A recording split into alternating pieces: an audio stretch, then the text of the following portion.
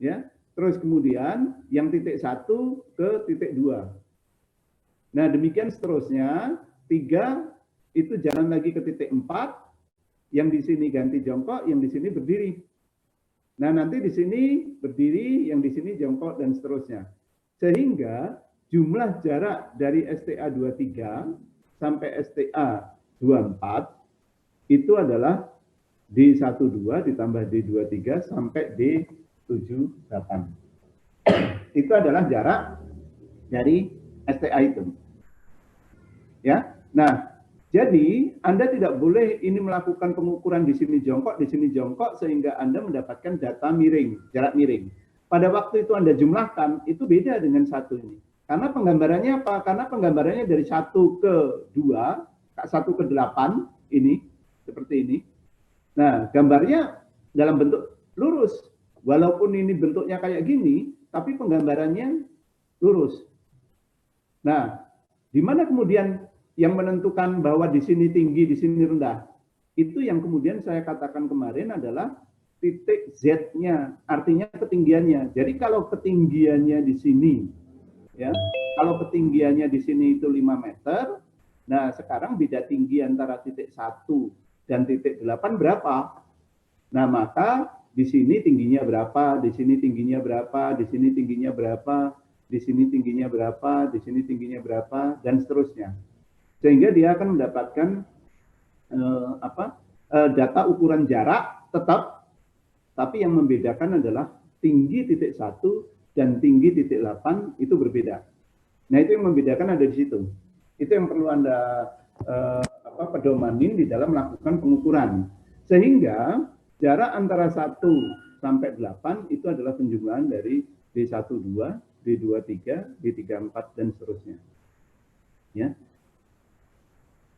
Nah, sekarang apabila diketahui ini, apabila diketahui ya STA 23 ke STA 24, kemudian jaraknya ini 350, hasil pengukuran itu 350 meter, ya. Terus kemudian sudutnya ini 1 derajat 10 menit, ya. Nah, Anda bisa mencari jaraknya miring berapa. Anda bisa mencari tingginya, beda tinggi antara titik 1 dan titik 2 berapa. Ya, nah itu kan Anda selesaikan aja dengan menggunakan seperti ini. Rumus seperti ini. Jadi apabila stasiun 0,0, kemudian di sini 0 plus 150, artinya kalau di sini 0 plus 00, di sini 0 plus 150, jaraknya otomatis adalah 150 meter. Ya, dibaca aja angkanya yang di belakang, lainnya 0 kan. Nah, jaraknya 150. Nah, makanya kalau itu kemiringan antara titik 00, ya, kemiringan antara 00 dengan 0 plus 150, 2,5%, ya, min 2,5%, maka Anda bisa mencari berapa beda tinggi atau berapa jarak mendatarnya. Jadi kalau di sini itu ketinggiannya 564,22, di sini ini berapa ketinggiannya? Kalau kemiringannya 2,5%. Nah, Anda menghitungnya horizontal kalau itu menggunakan cosinus, ya. Kalau itu menggunakan cosinus theta ini, ya. Nah, sudut horizontal itu dibagi dengan slope. Jadi hanya ini jarak mendatarnya itu sama dengan S dikalikan cosinus theta. Jadi kalau stasiun itu 0,0, elevasi yang di sini 564,22, perbedaan elevasinya adalah 150 jarak ini dikalikan 2,5%, perbedaan elevasinya 3,75. Sehingga elevasi pada 0 plus 150 sama dengan 564,22, ya, dikurangi 3,75 sama dengan 560,47. Nah, itu caranya. Kalau itu dinyatakan dengan 2,5%. Artinya 2,5% apa? Artinya 2,5% adalah perbedaan antara tinggi ini dengan jarak itu 2,5%. Itu hanyalah perbandingan. Artinya 2,5 dibagi 100. Nih, jadi 150 perbedaan elevasinya itu 150 jaraknya ini. Nah, makanya 2,5, 150 dikalikan 2,5 per 100. Jadi H sama dengan S, slope-nya adalah 2,5 dikalikan kosinus theta. Kalau itu dapat sudutnya. Tapi kalau di sini sudutnya kan tidak ada. Dia pakai persentase. Maka dia akan mencarinya dengan ini.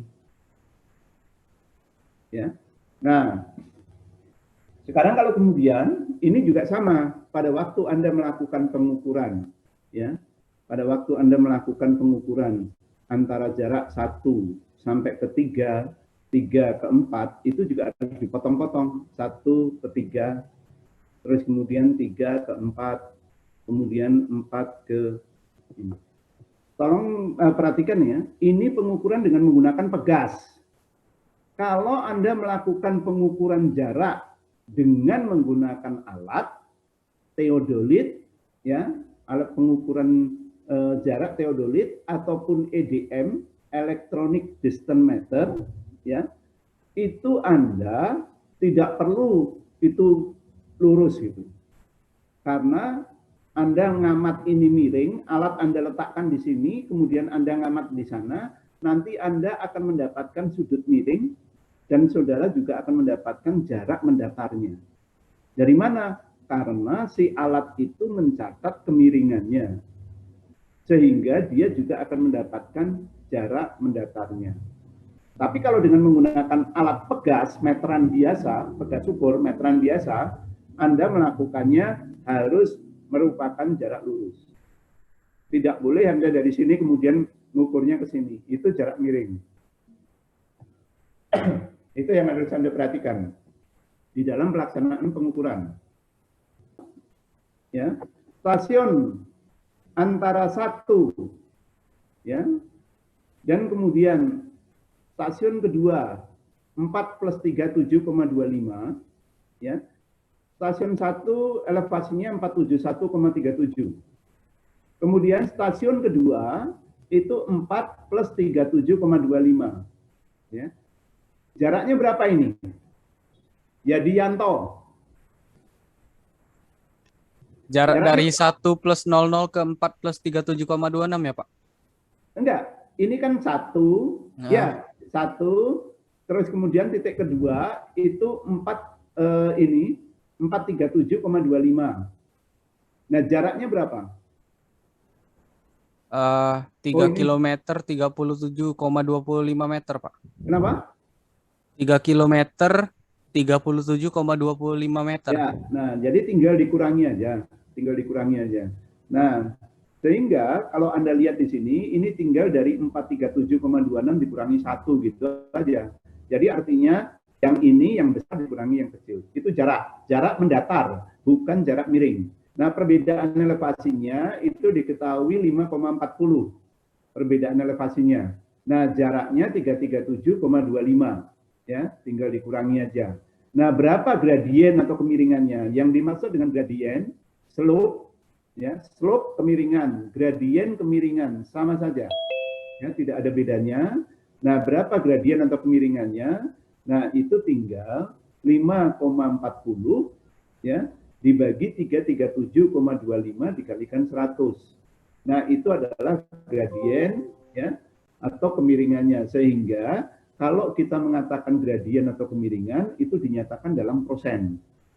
Nah, ini 5,40 dibagi 337,25 dikalikan 100. Nah, dengan demikian, kesimpulan yang kita ambil dari ini adalah bahwa slope atau kemiringan, ya, slope atau kemiringan adalah perbandingan antara, ya, perbandingan antara sisi tegak dan sisi mendatarnya. Jadi kalau Anda lihat bahwa gradien atau kemiringan itu adalah perbandingan antara sisi tegak dan sisi mendatarnya. Dalam segitiga siku-siku itu antara yang di depan apa? Sisi depan apa? Kalau ini sudutnya, sisi depan apa? Tingginya, Pak. Di SMA apa? Krisnadi. Ya, Prof. Krisnadi dengar? Dengar, Prof. Oke. Sisi depan apa? Saya mau tahu penyebutan di SMA itu pakai apa? Sisi depan apa? Krisnadi?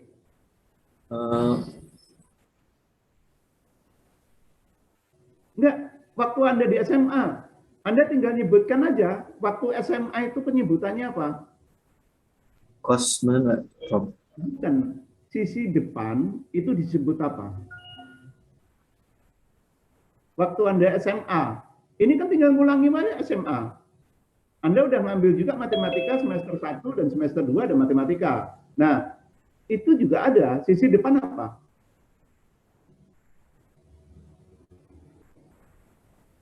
Rio Agustinus? Ya, Pak. Ingat, sisi depan apa? Ini sisi depan disebut depan. Iya, di dalam SMA Anda disebut apa? Oh, kalau misalnya dibandingin gitu. Dalam perspektif segitiga siku-siku, dalam perspektif sin cos tangan. Oh, miring sin theta, sin sudut. Bukan, iya. Namanya sisi depan apa? Sin apa? Rumusnya sin apa? Depan permiring. Iya, depan permiring. Oh, putus-putus, Pak. Sin permiring apa? Kan gini, Anda itu sekarang sedang membayangkan, saudara sedang membayangkan bahwa itu ada sisi depan, tapi kan itu ada sebutannya di dalam rumus sin cos tangan, di dalam segitiga siku-siku atau di dalam Pitagoras, ya, segitiga siku-siku itu kan ada sebutannya. Untuk mendapatkan sin cos tangen itu rumusnya apa? Nah, itu yang ingin saya maksud supaya Anda paham benar. Karena kalau Anda cuma mengatakan itu sisi depan, Anda nanti masih kebingungan pada waktu kita berhadapan bahwa sisi depan di dalam ilmu pengukuran, sisi depan itu adalah tiang tegak. Tiang tegak atau tiang pancang yang sedang Anda pancang. Itu sisi depan. Kalau Anda melakukan pengukuran atau Anda melakukan pengamatan dengan menggunakan alat teodolit, Anda akan berhadapan bahwa sisi depan itu tiang pancang. Oke? Nah, sekarang saya ingin tahu, Anda mengatakannya bahwa sisi depan, jangan kemudian sisi depan. Nanti Anda akan kebingungan pada waktu Anda menyebut bahwa sisi depan itu sebenarnya apa?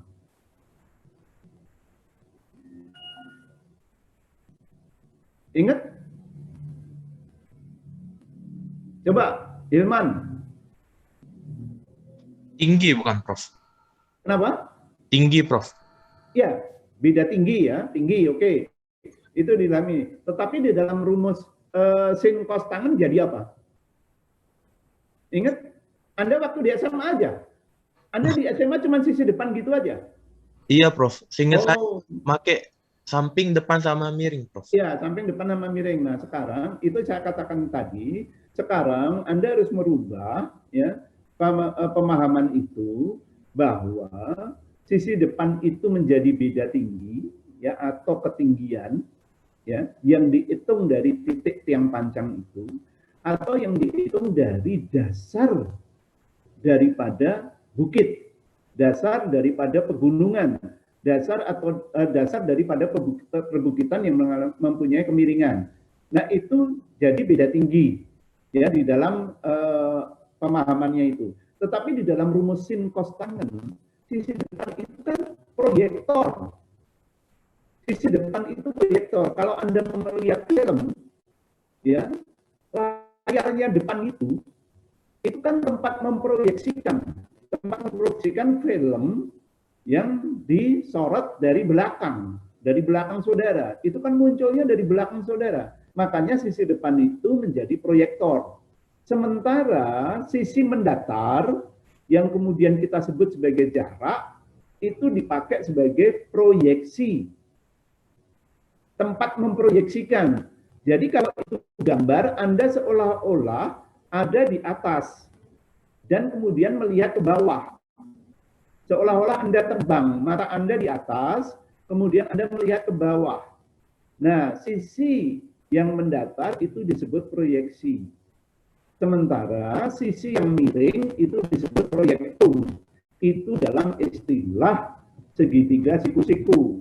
Jadi sisi depan atau sisi tegak itu adalah di dalam pengukuran itu beda tinggi, ya. Di dalam ilmu Pitagoras, di dalam sin cos tangen itu adalah proyektor. Sementara di dalam sisi mendatar itu adalah proyeksi, ya, atau jarak. Sementara di dalam jarak miring, kemiringannya sendiri atau slope itu yang kemudian kita sebut sebagai proyektum. Jadi kemiringan itu adalah proyektumnya, ya. Sementara sisi miring itu sendiri itu disebut sebagai jarak miring. Nah, dengan demikian yang perlu Anda pahami, nanti Anda itu berdiri dengan menggunakan alat itu di titik 1. Di titik ini itu Anda berdiri menggunakan alat, ya. Tempat Anda mengamat tiang pancang itu tadi. Tempat Anda mengamat tiang pancang. Anda menggunakan alat di sini. Kemudian Anda akan menentukan berapa tinggi tiang pancang, apakah sudah sesuai dengan rencana desain saudara pada ketinggian sekian meter. Kalau desain saudara itu atau ketinggian daripada bangunan itu yang kemudian harus dipasang balok, ya, gelagar, balok untuk ke tingkat 2 itu pada ketinggian 3 meter, ya, dari dasar ini, ya, dari dasar ini, dasar tempat berdiri alat. Alatnya kan ada di sini, tiang pancangnya ada di sini. Maka saudara akan menghitung ini, jaraknya terserah. Jaraknya kan Anda meletakkan alat itu, Anda mau berdiri di mana. Nah, itu silakan aja. Pada waktu Anda sudah berdiri, Anda menentukan jaraknya itu 2,5 meter, atau Anda menentukan jaraknya itu 15 meter dari titik tiang pancang untuk meletakkan alat, maka sisi mendatarnya itu adalah 15 meter. Sisi mendatarnya 15 meter. Nah, dengan demikian, kalau Anda mendapatkan sisi mendatar ini 15 meter karena Anda meletakkan alat itu di 15 meter dari tiang pancang, otomatis untuk mendapatkan tinggi 3 meter, Anda harus membuat sudut berapa? Anda harus membuat sudut berapa? Yang kemudian dikunci. Jadi alat itu nanti itu diletakkan pada sudut sekian derajat, ya, terus dikunci sehingga dia nggak bisa bergerak lagi, ya, alat itu tidak bisa bergerak lagi, ya. Jadi kalau saya anukan,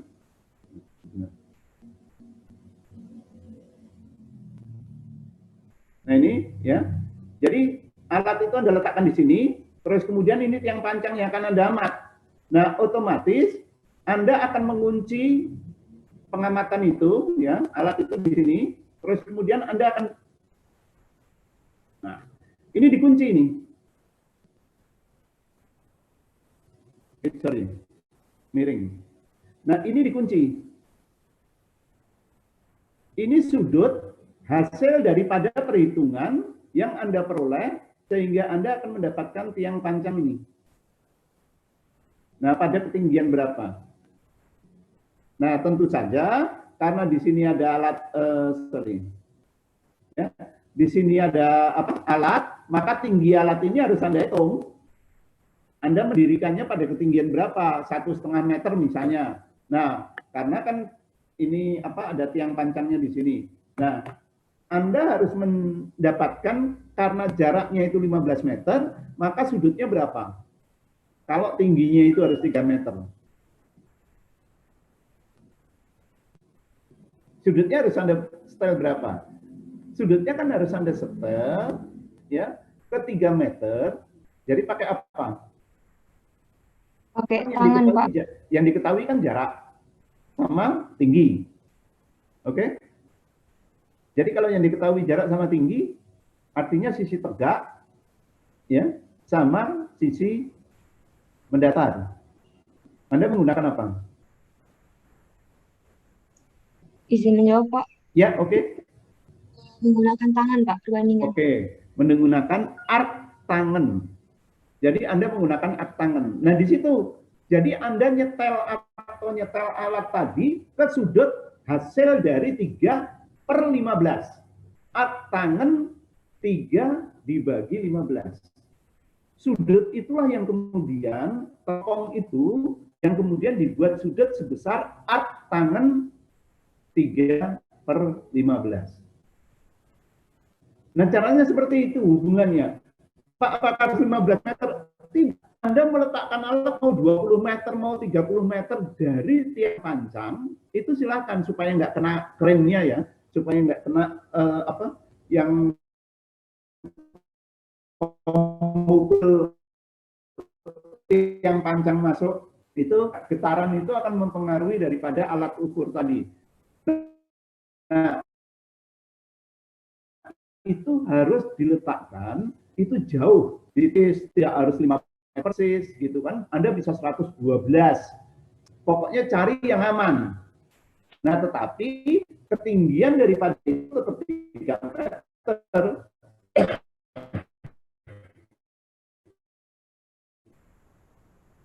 Ketinggian daripada setiap tingkatnya itu 3 meter, itu hitungannya tetap 3 meter.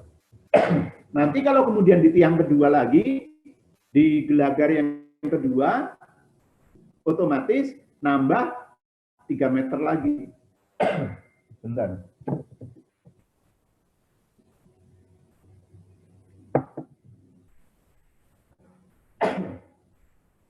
Otomatis nanti menambah lagi 3 meter lagi, sehingga alat Anda tetap di situ, tetapi tingginya udah jadi 6 meter. Terus kemudian nanti tambah 3 meter lagi, alat Anda tetap di situ, tapi tingginya menjadi 9 meter. Demikian seterusnya, itu adalah hubungan antara sisi tegak dan sisi mendatar. Sisi mendatar adalah jarak dari tiang pancang ke titik tempat berdiri, tempat alat berdiri saudara. Jadi tempat Anda meletakkan alat tadi. Nah, itu caranya untuk mengetahui hubungan-hubungan seperti itu. Nah, yang harus Anda carikan di sini. Di dalam gambar, kenapa saya sebutkan seperti ini? Kenapa saya kenapa saya menyebutkan seperti ini?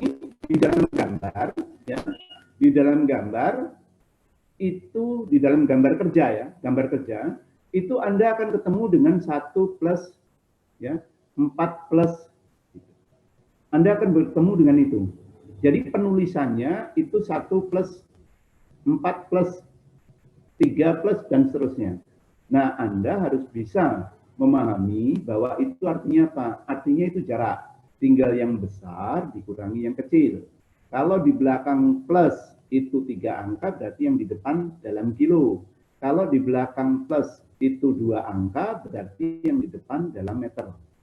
Itu aja caranya membedakan ya. Nah, sementara kalau elevasi itu tetap 476,77. Nah, terus kemudian 471,37 dan seterusnya. Ya, itu tetap pakai koma seperti itu untuk di dalam elevasinya sendiri.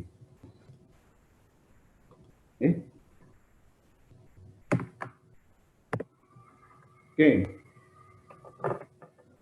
Nah, sekarang ini contoh. Ya. Contoh. Ini ada jarak miring 141,216. Sudutnya 1 derajat 20 menit. Ya. Hitung jarak mendatarnya. hitung jarak mendatarnya. Maka itu adalah horizontal dibagi slope, pakai cosinus. Sehingga jarak horizontal itu H sama dengan S cosinus theta. Sehingga S-nya jarak miring itu 141,216, kemudian sisi miringnya, sudut miringnya itu adalah 1 derajat 20 menit. Sehingga 141,216 kosinus 1 derajat 20 menit. Sama dengan 141,178. Nah, kemudian yang kedua, diketahui slope kemiringan 1,5%. Artinya, kemiringannya itu 1,5%. Artinya, sisi tegaknya dibagi sisi mendatarnya adalah 1,5 dibagi 100. Itu perbandingan. Sementara S, sisi miring, simbolnya S ya, atau D aksen. Biasanya ditulis D aksen atau S. Slope. Artinya S itu slope, gitu. Nah, itu 113,21. Ya, sisi miringnya itu 113,281.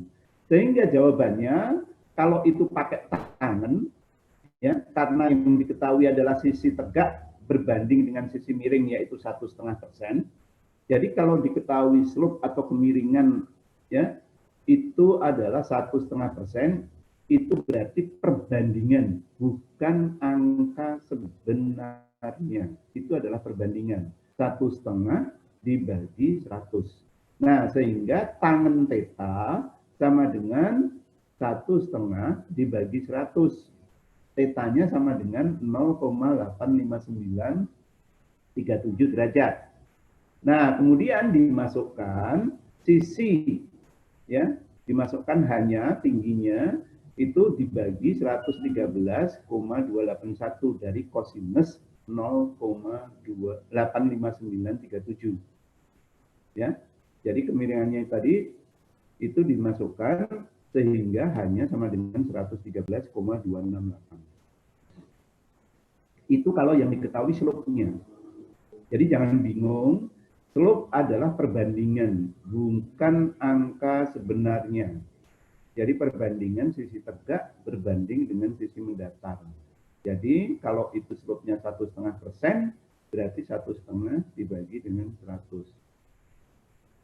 Nah, itu caranya untuk menghitung di dalam perhitungan-perhitungan dalam pekerjaan teknik sipil. Ada pertanyaan? Ada yang? Ya, silakan. Untuk operasi yang menggunakan sudut menit atau detik itu gimana ya Pak ngitungnya Pak? Kalau ngitungnya sama. Maksudnya Anda menghitung pakai apa? Iya, kalau kalkulator itu Pakai gimana? kalkulator, oke. Kemarin sudah saya ajarin ya. Kalau saya punya kalkulator lama FX36, tapi sekarang itu model-model kalkulator banyak. Nah, kalau yang model-model sekarang atau model zaman saudara, ya, zaman kelulusan saudara atau zaman saudara studi dari mulai SMP sampai SMA yang sekarang, itu kalkulatornya sudah berubah. Dalam arti berubahnya itu adalah yang dipencet itu sinusnya dulu atau tangannya dulu atau kosinusnya dulu yang dipencet. Kalau yang dulu itu angkanya dulu. Kalau yang dulu angkanya dulu baru sinusnya atau kosinusnya. Nah, sekarang yang dipencet itu adalah kalau itu pakai kalkulator, Anda sinus ya, Anda sinus, terus kemudian nanti saya anukan di sini sebentar.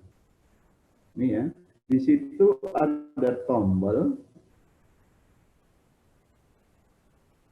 Ya, ada tombol begini, tulisannya 0, terus gini, terus kemudian gini. Nah, itu ada tombol itu. Ya.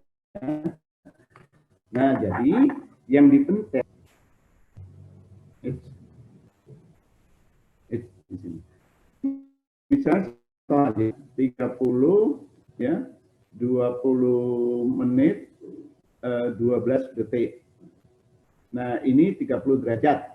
Nah, yang Anda pencet adalah sinus, kalau itu sinus ya, kalau itu sinus, terus kemudian Anda pencet 30, Terus kemudian Anda klik tombol ini.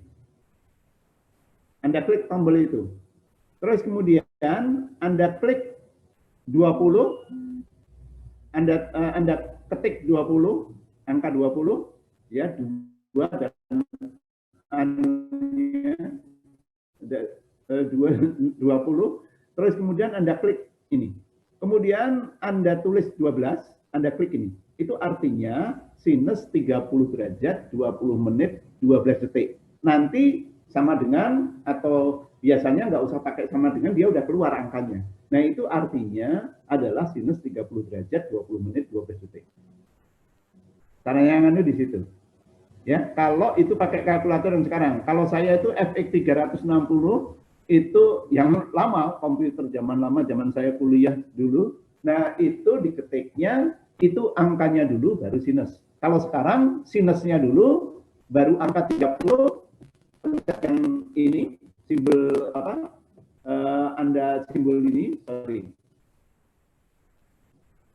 Nah, ini Anda pencet simbol ini, kemudian ditulis 20, pencet simbol ini lagi, kemudian ditulis 12, pencet simbol ini lagi.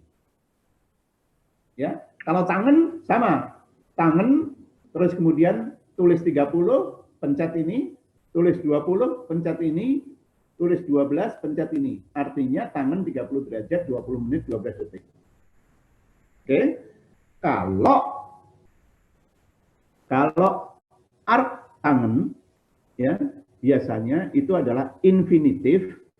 Tulisannya itu kalau nggak salah ini INV, ada simbolnya gitu.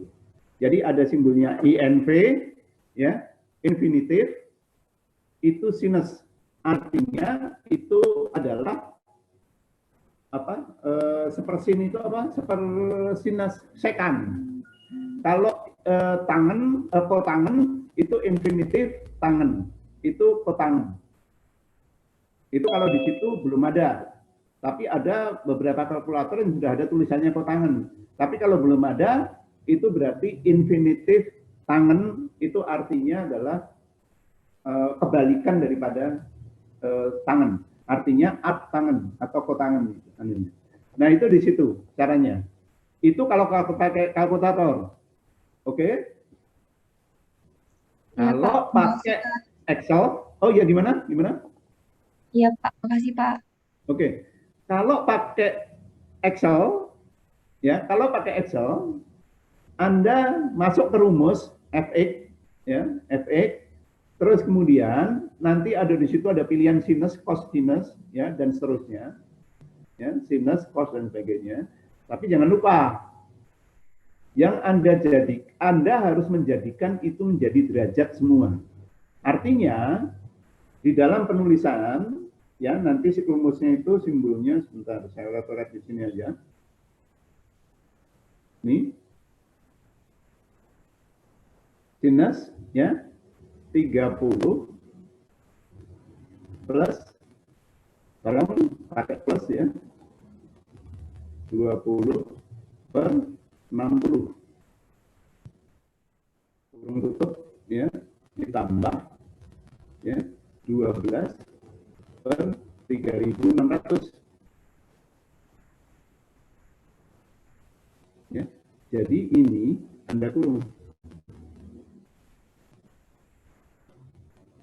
Ya, itu artinya sinus dalam derajat, tapi 30 plus 20 per 60 karena dijadikan derajat, kemudian 12 per 3.600 karena dijadikan detik. Detik itu kan 60. Jadi kalau 60 ke derajat lagi kan berarti 60 kali 60, 360. Oke? Dikalikan, ya, PI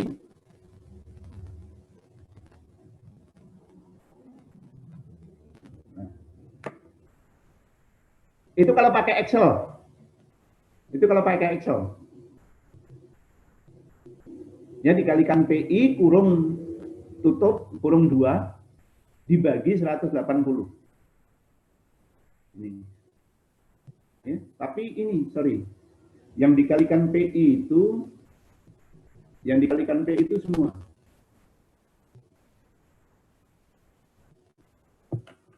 Jadi bukan cuma angkanya. Jadi yang dikalikan PI itu sinusnya. Sehingga sinusnya dikurung depan sama belakang dikalikan PI. Kalau Anda mengerjakan dengan menggunakan Excel. Ya. Jadi sama aja. Kalau Anda menggunakan dengan kalkulator seperti itu tadi, kalau Anda menggunakan Excel seperti itu. Ya. Kalau itu yang diketahui sudutnya. Kalau sekarang Anda mencari sudutnya, berarti pakai arc tangan, infinitif, diinfinitifkan, nanti Anda akan mendapatkan kebalikannya. Jadi arc tangan, atau arc sin, atau arc cos, sama aja. Tergantung rumus yang dipakai, sinus, cosinus, atau tangan. Gitu. Jadi kebalikannya kan seperti kotangen, ya, itu kebalikan daripada tangan. Kemudian kalau sekan, sepersekan, sepersinus. Kemudian kalau kosekan, itu seperkosinus. Nah, sekan dan kosekan itu hanya dipakai pada waktu kita perbandingan sudut itu aja. Yang lainnya kita biasa pakai tangan. Yang lainnya kita biasanya menggunakan tangan, kotangen, sinus, kosinus. Itu aja. Itu yang sering kita kita gunakan setiap kali kita melakukan perhitungan. Nah, dengan demikian, tolong perhatikan baik-baik, ya, seperti yang saya katakan pada kuliah yang pertama dulu, ya, seperti yang saya katakan pada kuliah yang pertama dulu, tolong banget pelajari sin, cos, tangen, rumus-rumusnya, dan kemudian jangan cuma menghafalkan. Maksud saya jangan cuma menghafalkan, tapi sekarang coba balik pemikiran saudara bahwa sisi depan itu kalau dipakai untuk mengukur mengukur permukaan tanah atau mengukur tiang, itu sudah namanya beda tinggi atau tinggi. Ya, kalau kita bicara tinggi dihitungnya dari MSL. Tapi kalau kita bicara beda tinggi, tinggal tinggi yang di atas data, yang di atas, ketinggian yang di bawah berapa? Ya, kalau Anda masang tiang pancang, yang di bawah mesti 0 karena basement. Ya, kecuali basementnya itu ada tempat parkir, itu biasanya lebih lebih rendah daripada titik 0 yang ditentukan mereka. Mereka akan menentukan titik 0 itu di atas permukaan bumi, kemudian dia ada basementnya, dia mesti turun itu minus berapa dari 0 tadi. Nah, itu aja yang saudara pahami, bahwa sisi adalah sisi tegak, bukan lagi sisi miring. Tolong pahami, tinggi itu tegak lurus dari langit sampai ke bumi. Jadi tegak lurus, sisi tegak, bukan miring. Kalau miring, sisi miring. Ya, kemiringannya berapapun kalau itu sudah miring, kan ada bangunan-bangunan yang Anda desain miring. Tiangnya miring, seperti yang pojokan bandara itu sisinya pakai sisi miring. Nah, itu pada waktu penempatannya kan itu terus terang aja juga menggunakan perhitungan segitiga siku-siku tadi. Sama gitu. Nah, ini yang harus Anda pahami. Yang kedua, jarak mendatar itu adalah bidang datar yang dihitung dari objek ke tempat alat berdiri. Dari objek ke tempat alat berdiri. Anda mendirikan alat sejauh berapa meter pun, itu adalah jarak dari tempat Anda, karena Anda melakukan pengamatan dengan menggunakan alat. Artinya tempat berdiri alat ke titik yang sedang Anda tempatkan tiang pancang, atau yang Anda tempatkan rambu, atau yang sedang Anda tempatkan reflektor. Kalau reflektor Anda menggunakan EDM itu pakai reflektor. Kalau Anda menggunakan teori biasa, biasanya menggunakan rambu. Itu aja bedanya. Ya. Nah, sisi miring itu tidak bisa digunakan. Biasanya kemudian itu adalah jarak pengamatan, perbedaan antara kita mengamat titik yang tertinggi sama yang tempat berdiri alat. Itu yang kemudian kita namakan sebagai sisi miring. Nah, kemudian yang kedua, sisi tegak adalah proyektor, sisi mendatar adalah proyeksinya, sisi miring adalah proyektumnya. Rumus sinus itu adalah proyektor ya dibagi proyektum. Ya, sisi tegak dibagi sisi miring. Kalau saya biasa dulu ngapalkannya adalah sin tor tum. Jadi proyektor dibagi proyektum. Proyektum itu sisi miring. Nah, terus kemudian yang cos, saya menghafalkannya cositum. Proyeksi dibagi proyektum. Nah, kalau kita udah tahu bahwa proyeksi itu adalah sisi mendatar, proyektum itu adalah sisi miring, berarti cosinus itu adalah sisi mendatar dibagi sisi miring. Nah, terus kemudian kalau tangan itu depan dibagi mendatar, ya tegak lurus sisi ini. Nah, sudutnya ini adalah sudut yang diketahui atau sudut yang Anda amat. Nah, sehingga dia sisi tegak dibagi ini tangan. Jadi kalau saya menghafal torsi, proyektor dibagi proyeksi. Itu supaya saya gampang menghafalnya dulu. Sin tortum, cositum, torsi. Itu untuk tangan. Nah, itu aja. Nah, sekarang bagian yang harus Anda hafalkan, ya, yang harus Anda pahami, sisi tegak itu adalah beda tinggi, ya. Kemudian sisi mendatar itu adalah jarak mendatar, kemudian sisi miring adalah jarak miring. Itu aja yang harus Anda pahami. Dengan demikian, pada waktu Anda ketemu besaran-besaran itu, tolong yang diketahui apa? Yang diketahui sisi tinggikah kah? Atau sisi mendatarkah? Atau sisi miringkah? Minimal ada dua. Kalau nggak sudut sama jarak, ya otomatis ada jarak semuanya atau sudut sama jarak. Sudut sama sisi. Saya mengatakan sisi karena sisi itu ada sisi tegak, ada sisi mendatar.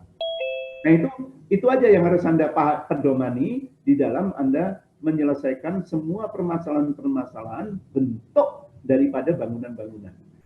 Jadi kalaupun nanti Anda harus memasang tiang miring, yang harus Anda pedomanin adalah dari miring itu Anda tarik tegak lurus ke bumi, itu adalah sisi tegaknya. Kemudian dari sisi tegak yang tegak lurus ke bumi tadi, ditarik ke titik dasar bumi yang miring tadi. Sehingga itu jarak dan tegaknya Anda ketahui.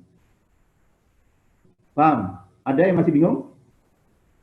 Ya, tolong dihafalin lagi hubungan antara miring, tegak, ya, dan mendatar dari setiap sisi atau dari setiap bentuk. Kemarin saya sudah katakan di dalam kuliah pertama itu bahwa yang dinamakan dengan bentuk bumi yang tidak beraturan, bentuk bangunan yang Anda desain tidak beraturan, penyelesaiannya adalah menggunakan segitiga siku-siku. Semuanya diselesaikan dengan menggunakan segitiga siku-siku. Karena itu adalah rumus yang paling gampang di dalam penyelesaian untuk mencari sudut, jarak, dan sisi tegak atau beda tinggi. Oke, nah kalau nggak ada pertanyaan, ini kalau itu diberikan jarak miring, perbedaan elevasinya, ya 253, sisi miringnya 1,101, di beda tingginya 3,721 meter. Nah, ini penyelesaiannya Anda tentu saja kalau ini sisi miring dan sisi tegak Anda gunakan aja dengan menggunakan rumus segitiga Pythagoras, segitiga siku-siku. Nah, hanya akan ketemu. Ya, ini beda tinggi biasanya dinyatakan dengan delta H. Beda tinggi biasa dinyatakan dengan delta H. Nah, itu tolong dipahami di dalam pemahaman tentang segitiga siku-siku. Ada pertanyaan? Ada yang mau bertanya?